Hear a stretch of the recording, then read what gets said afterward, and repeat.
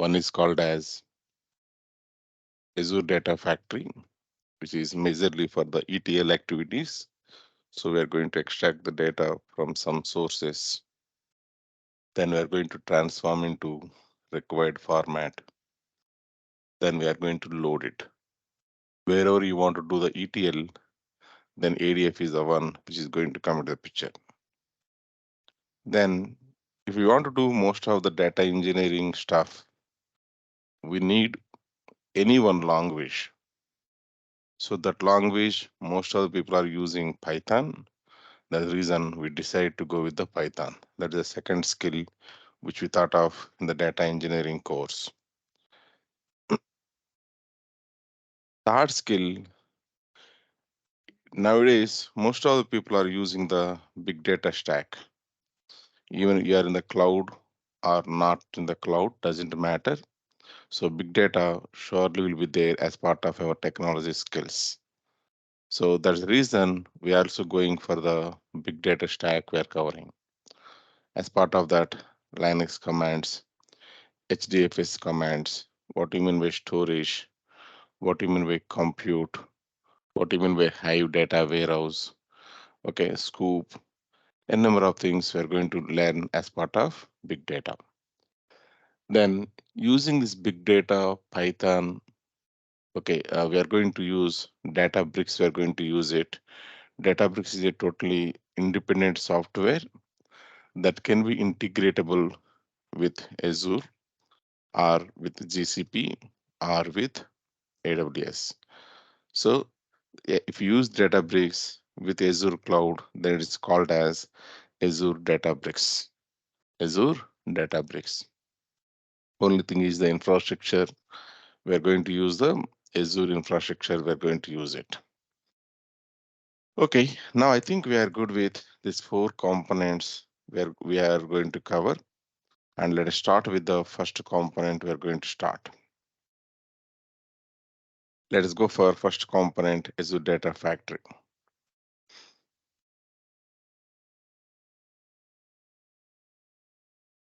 Now, let us go for introduction. So in the first chapter is available here, introduction. Then how to create the free account, that is the second chapter. Okay, then storage accounts, that's third chapter. Most probably we'll be able to cover these things. Okay, let us go for this introduction. So as part of the introduction, first we need to understand what is ETL. What is ETL? Even the beginning class, I shown one slide as part of the demo slide, as part of the demo slide, one diagram I shown it, right? Let us go for this demo slide, revisit it.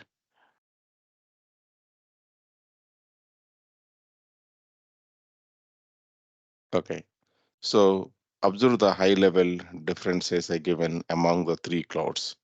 In this one, I given the heading as here ETL, extract, transform, load. To do the ETL, in case of Azure, what is the technology stack we are going to use? To do the ETL, the technology stack, what we are going to use? Data Factory. So as part of this one, we are trying to pre-processing. That means whatever way we want the data, we are going to pre-process in that fashion. And we are going to import the data from multiple sources. Same activity if you want to do in other clouds. If you go for the Amazon Web Service, then we have the Glue is the one of the thing is available. Okay, and there are some bunch of technologies we have over there. Here also similarly some bunch of technologies we have over there.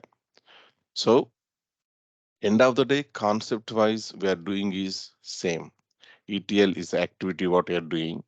ETL means we are going to extract the data, transform the data, load the data. For that, the tool what we are going to use in Azure is called as Data Factory.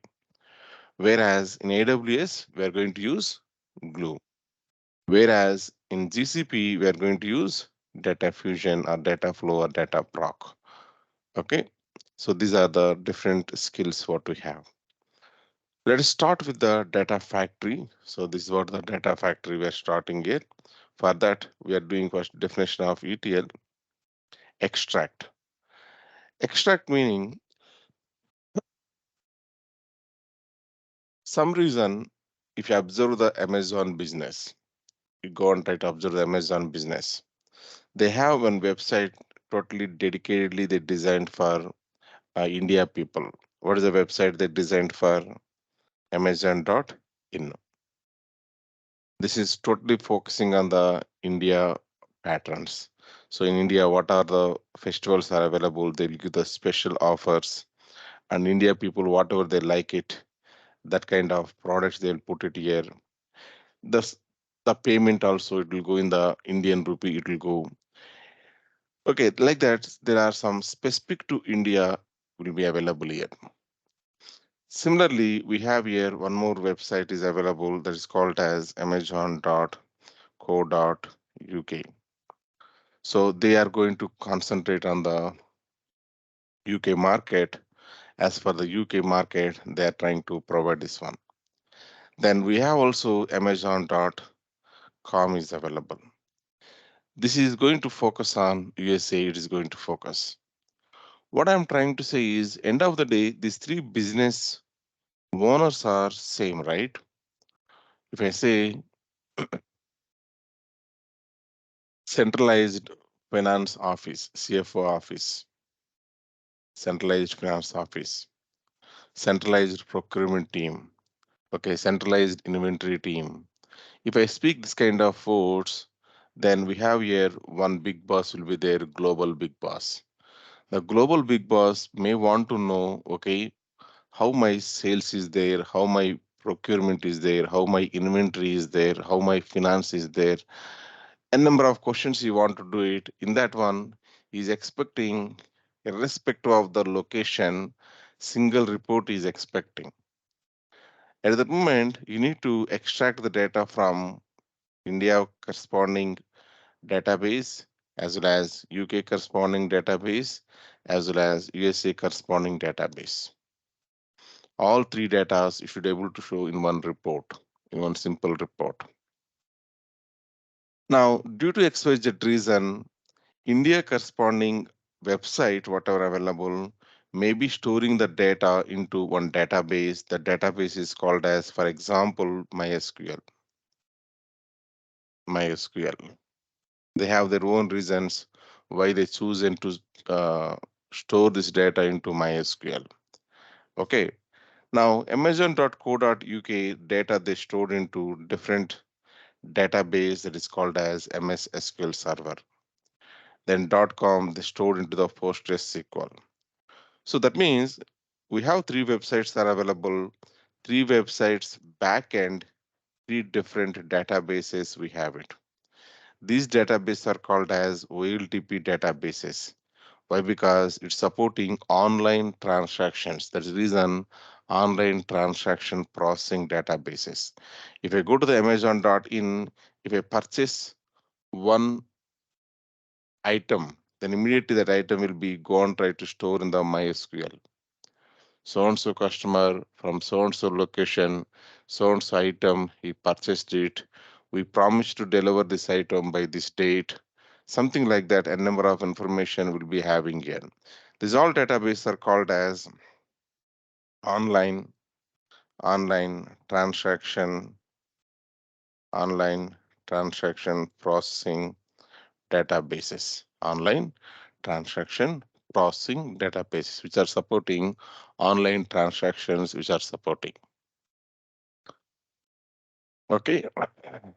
Now, by seeing this itself, we have some issues. In the first application, Amazon.in, the currency is stored in what pattern it is going to store? US dollar or UK pound or India rupee, right? So there is a conversion is required. We need to convert one format of data into another format because end of the day we are presenting some report to global leaders. The global leader want to see the currency in one single format. one single format. So you need to do some transformations, you need to do it. So those transformations is our second step. We need to do transform. Convert one form of data into another form. That is what called as data wrangling.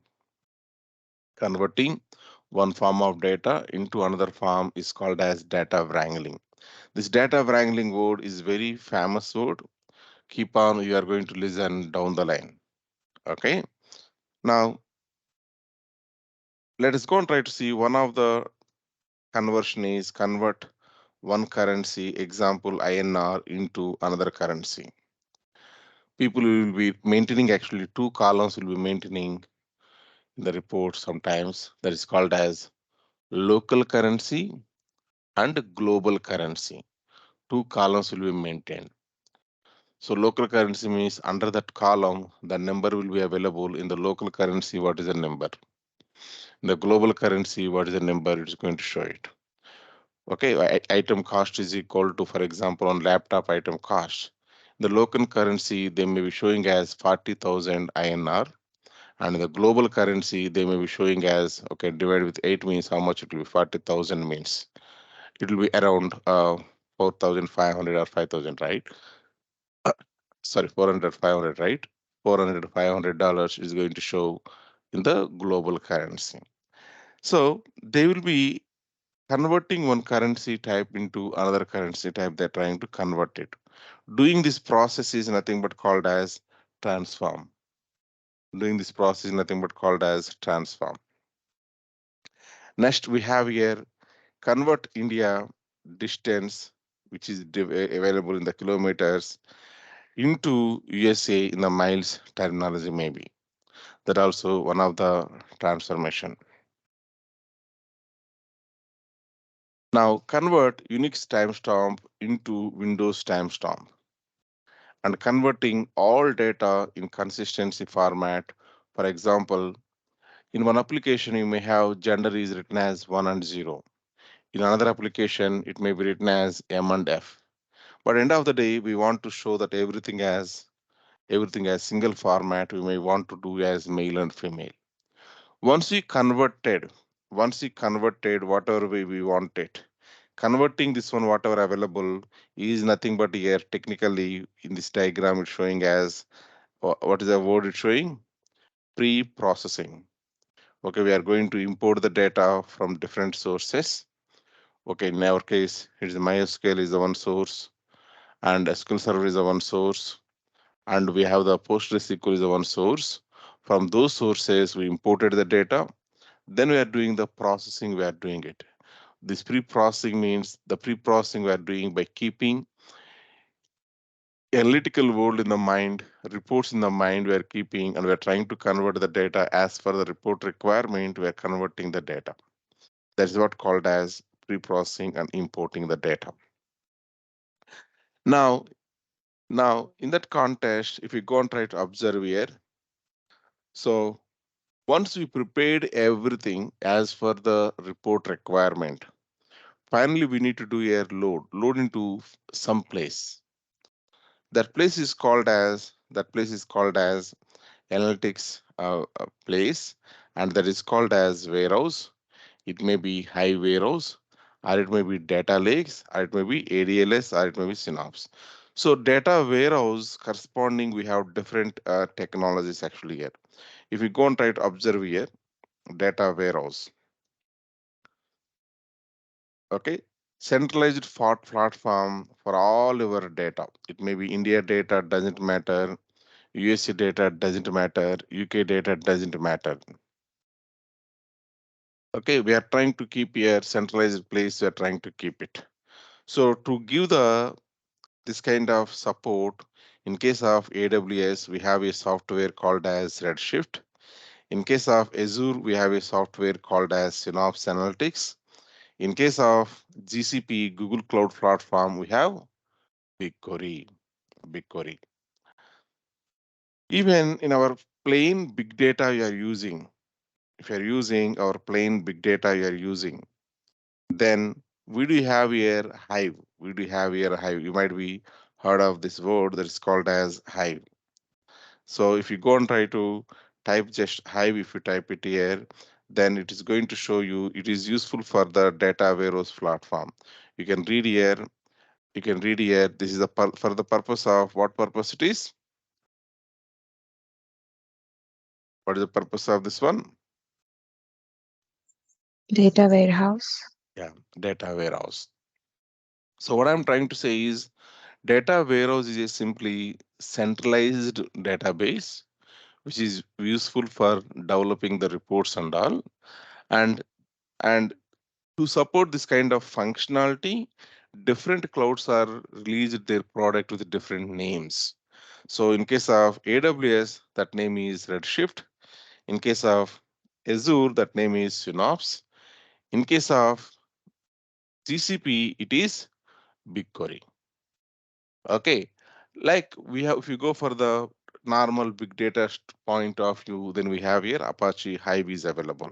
So different names will be there, but end of the day, they are trying to store the data in one place. They are trying to store it to support the reporting requirement.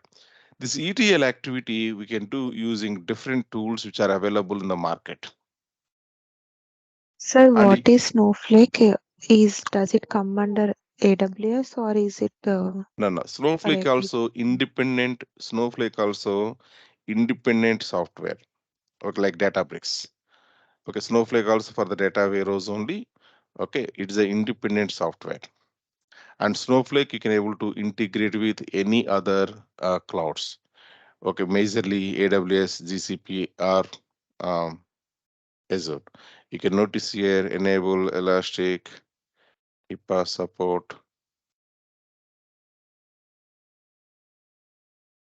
Okay, in the next screen we are So going to get it. Snowflake is also Data a warehouse data platform. Yeah, warehouse. yeah, yeah. Is also data warehouse, majorly designed for the data warehouse. Okay. Yeah. And this can be integratable with any cloud. But internally they're supporting. If you go for next screen here, the moment you pass here the information, for example, some information you're passing, some information you're passing, then next, if you click on here, continue, now you can notice these are different licensing type. In the bottom, we can notice Microsoft Azure, Amazon Web Service, and Google Cloud Platform. So the Snowflake software is going to use the infrastructure from out of these three things, one thing it can use it. It has the free, you have the freedom. You have the freedom. Got my point? Yes, sir. Yeah. Okay.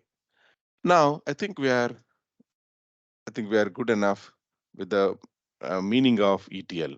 ETL meaning we are going to extract from different sources whatever we have. Then we are going to transform the data in whatever format report requirement is there.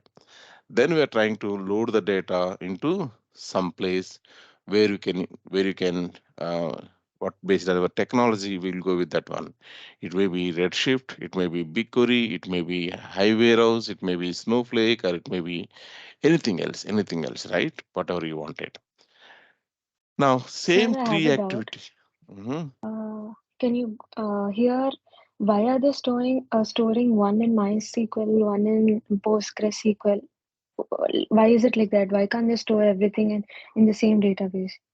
Or else, using this, for example, if we use MySQL, why can't they create like two separate repositories and store them? Why do they have to use three different databases? Okay. So there is no um, answer for this question, to be honest. That's how the Okay. system is there. Let us assume. Okay, they can do it. They can do it. Everything they can put in the one single software. They can put it. Okay, even though they put it also. Okay, as you wish. Let's say MySQL. They need to maintain three MySQLs. They need to maintain. That is for sure, because the currency, the distance, the way people will be using the terminology, everything is same from country to country, different, sorry, different from country to country, right? So they Yeah. cannot use single table for all three websites. They need to maintain three different tables they need to maintain. Yeah, I mean in the same database also they can Yeah, yeah, maintain in the same separate tables, database, right? yes, in the same database, different schemas you are talking about, in the different schemas, different tables you're talking about, right? Yeah, that is Yeah, possible. That is possible. But what I'm saying is, you are not there when the systems are built. Okay, somehow they yeah, taken the decision like that. Maybe Amazon.in they launched in 1 year, and at the moment the developers or whatever decision is there, maybe MySQL may be cheaper in India. Okay, because okay, of the import or export charge, whatever it is. My MS SQL server may be cheaper in the USA. There's some reason. Some we don't have any solid reason why they went for these three different things. They went like that. That's how systems are there now. Your job is to integrate these things. got it. Thank you. Yeah, yeah. Most of the cases in our IT, we are not here to question why the systems are like that. Okay, the systems are like this. Then what next you need to do? That's how we have to take the call. Okay. Now, next is what is ELT? The same process whatever we have here that we do in bit different pattern. First, we are extracting the data. Then directly we load the data into warehouse or whatever it is. In the warehouse, we'll maintain transformations. We'll do transformations within the warehouse only. We'll do it using the temporary tables or whatever it is. Then it is called as ELT process. To maintain these temporary tables and all, different tools has different things. For example, ODA, you take it. In the ODA, we have here dollar tables are available. Okay, tables. So we have here so many intermediate tables are there in the case of ODA. Okay. Similarly, we have here ADF or ADB. If you take it, we have the delta tables are available. So these all are intermediate tables, which will be useful to do the transformations within the warehouse itself. Within the warehouse itself. So that means same activity we are doing, but we are trying to do in different pattern. First, we do the extract, then we do the loading, then we do the transformation. Then it's called as ELT. The ELT process is supported by very few tools. For example, you take your Oracle Data Integrator, it supports the ELT. Okay, most of the tools are supporting ETL. Or other words, even though one tool is supporting, for example, Informatica is supporting both ETL, ELT, but still 99% of the projects we will do the only in the ETL process only will do it. 99 process percentage we are going to do in the process of ETL only will do it. Okay, now we can use the ADF for the purpose of ETL. We can use the Python, plain Python code also you can able to write it. And there are different other tools also available in the market. We can use it and we can do the same ETL activity. So once we do the ETL is completed, will we end up with creating one beautiful warehouse, data warehouse, we're going to keep it, right? On top of the data warehouse, some BA tool is sitting, some BA tool is using the data warehouse. Suppose you prepared the Redshift, or you prepared the Azure Synapse, or you prepared the BigQuery. Okay, then on top of those things, these BI tools like Power BI, Tableau will be sitting and trying to develop the beautiful reports. That beautiful reports will be using by our global leaders will be using, and they'll be taking the decisions. Okay, where is my business going good? Where is my business is going bad? Those things they will be analyzed and they'll take the decisions upfront. They're going to take it, right? So that's what this total overall work what is happening here. In this slide, I'm expecting is what is ETL? That's what I'm expecting. And different tools available in the market to do the ETL.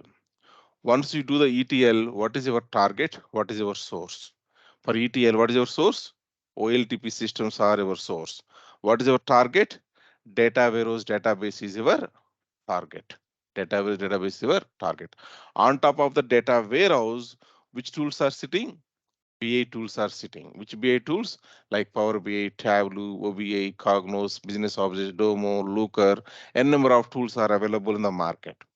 Okay, if we go for specific to specific to our clouds only. If you go and try to see it, there are, for example, in case of Azure, we have the Power BI is a tool which is useful for the reporting. In case of Google, they have the Looker. Looker is the tool, they have it. In case of this one, they have here, okay, QuickSight, okay, and they have some other tools also available.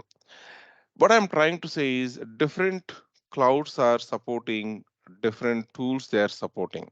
Supporting in the sense, okay, it doesn't mean that one on top of the BigQuery, on top of the BigQuery, on top of the BigQuery, we cannot use Power BI. I'm not saying, okay. So their own product is available. Google own product is Looker.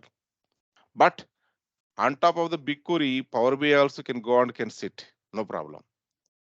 Are you getting my point? Sir, can we call the loading as OLAP Yeah, or is it OLAP, different? correct. Yes, OLAP. Online analytical processing. Yes, Okay. it's a Okay. OLAP. Thank Data warehouse is nothing but called as OLAP. If I say data warehouse or if I say OLAP, both are one and same. Okay. Data Okay. warehouse is a OLTP or OLAP. Just go and try to ask here that kind of question. You see the first answer, data warehouse is the example of OLAP system. Okay, like that. Now, we are good with the ETL, OLTP, OLAP, data warehouse, ETL different tools, BA different tools. This much we are clear about it. Please walk through Sir, it. here Uh-huh. if in ETL process, first we are transforming the data and we are keeping the data ready in the warehouse for analysis purpose, right? But Mhm. if in case of ELT, first we are loading the data in the warehouse. So can we still call that the data warehouse as OLAP because it is not Yes, still transformed we'll call it for because we analytical have, purpose? yeah, because we are not going to load directly into the warehouse final tables. ODI has intermediate tables, ODI intermediate tables, okay, like C dollar tables, C dollar tables. There are some tables they are going to maintain. Okay, like we have here C dollar, I dollar, E dollar. E dollar meaning while you're extracting the data, E dollar table. Okay, integrating the data, I dollar table. Okay, then C is nothing but checking the data, C dollar table. The data directly really will not store into um, final database. It is going to store intermediate table, it's going to store. From there, we'll load into the final tables once transformations are completed. Okay. Yeah. There is a different architecture, actually, together different architecture. But end of the day, BA report using whatever tables is, final tables is, warehouse tables only, it's going to use it. Okay. Okay.